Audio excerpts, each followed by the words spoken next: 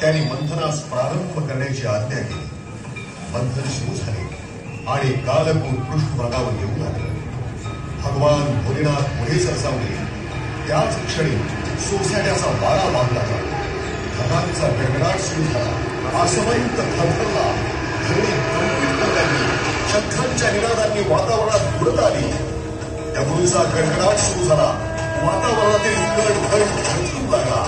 जणू सारी सृष्टी भगवान भोलेनाथांच्या समर्पणाने मनापासून समर्पित होत होती. सर्व देवांनी हात जोडले. तसे अनाहूतपणे दैत्यही या समर्पणाला शरण गेले. भगवान शंकरांनी ते विष प्राशन करण्यास सुरुवात केली. विष इतकं भयंकर जहाल होतं की कंठापर्यंत येत असताना कौतुगवरांचा कंठ निळा होऊ लागला. गणांचा ओम नमः शिवायचा निनाद आसमंत जीव लागला. ओम नमः शिवाय, ओम नमः शिवाय, ओम नमः शिवाय, ओम नमः शिवाय. त्याचवेळी जगन्माता पार्वती ध्वस्त होती. भगवान शंकर आपल्या निश्चयापासून मागे हटणार नाही. पुण्याई आपली शक्ती आपलं तेज पणाला लावलं आणि पतिव्रतेच्या प्रखर तेजाने कालकुटावर मात केली. भगवान शंकरांचा कंठ निळा झाला. पण ते विष इथंच रोखून शिवाचं शाश्वत रूप राखण्यास जगन्माता यशस्वी झाली. सारी सृष्टी शांत हे हैदराबादला मंदिर आहे. मग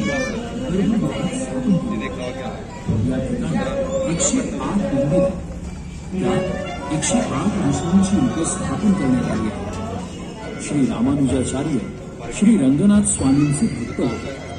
त्यांनी वैष्णव धर्माचा प्रसार केला.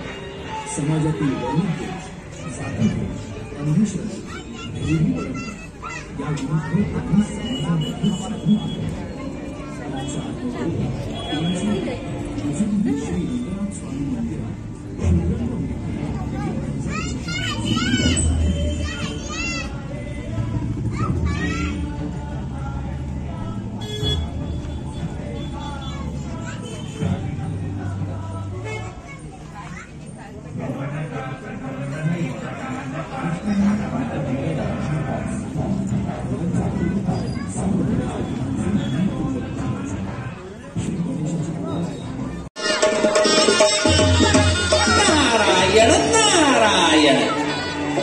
मंडळी, हा विवाह म्हणजेच महाशिवरात्री म्हणून ओळखली जाते. म्हणून महाशिवरात्रीला विशेष महत्व आहे. नारायण नारायण. हर हर महादेव, हर हर महादेव.